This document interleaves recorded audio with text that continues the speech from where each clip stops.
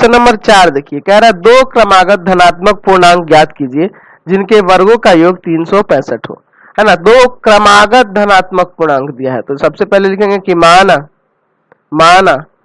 पहला धनात्मक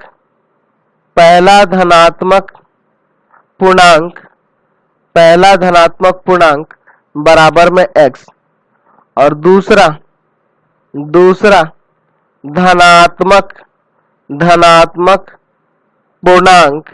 धनात्मक पूर्णांक बराबर होगा x प्लस 1। अब आप सोच रहे होंगे सर x प्लस 1 कैसे लिखे, तो क्रमागत करा ना, क्रमागत का मतलब क्या है, लगातार। तो पहला x हुआ तो दूसरा x प्लस 1 होगा।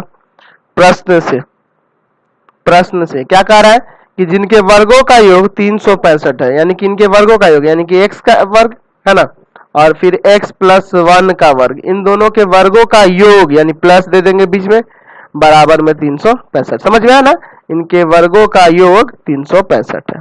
अब चलिए इसको सॉल्व करते हैं। एक्स स्क्वायर या ए प्लस बी का होल स्क्वायर लगाएंगे तो हो जाएगा a square plus 2 into a into b और plus b square, x square plus 2 into x into 1 plus 1 square, और प्लस का 365 है, इधर आके माइनस का 365 हो जाएगा ना, बराबर में 0। 2x स्क्वायर प्लस का 2x, एक का स्क्वायर तो एक ही होगा, माइनस में 365 बराबर 0।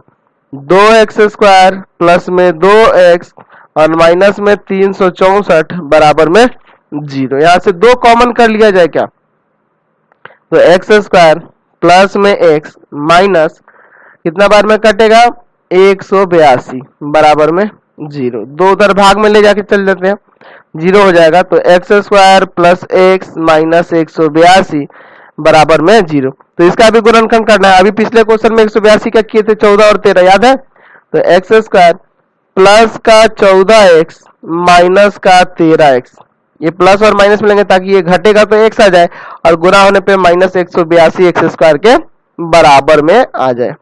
ठीक है ना, तो यही ध्यान देना होता है आपको। अब इन दो में कॉमन करेंगे, यही ना फैक्टर होता है। चलिए x कॉमन करिए, यहाँ बचेगा x, यहाँ बच जाएगा 14, माइनस है माइनस, इन दोनों में 13 कॉमन करिए, यहाँ बचेगा x, यहाँ साइन बदलेगा ना, तो माइनस है तो यहाँ प्लस कर देंगे, और 13 कॉमन होगा तो यहाँ बच जाएगा 14।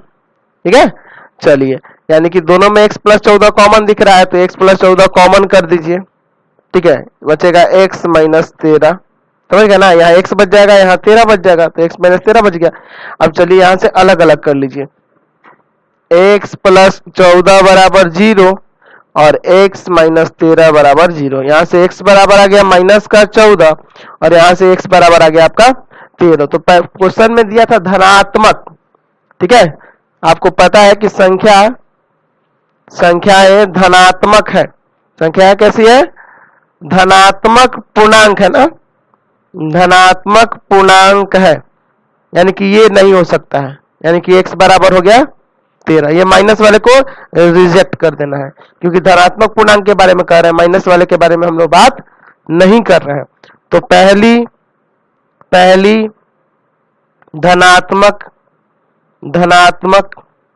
पूर्णांक, पहली धनात्मक पूर्णांक क्या हो जाएगा 13।